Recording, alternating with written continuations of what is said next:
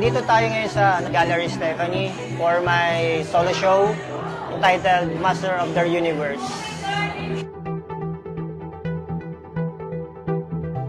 Yung show na to is about characters sa mga masters na ginawa sila sa subject. Yung iba, reality, yung iba, imagination. Lalo na sila Malang, Ben Cab, Arturo Luz, Elmer Borlongan.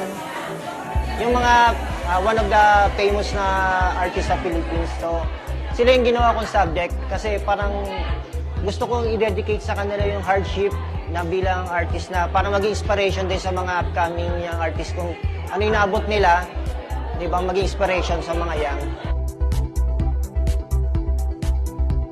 Pumunta yung mga art collector, mga friends din, mga artists, o yung iba, art lover. Kung hindi kayo nakapunta, watch out.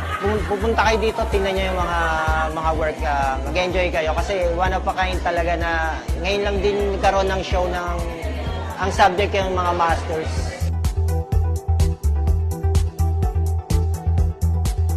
Future plan siguro, meron tayong mga show abroad.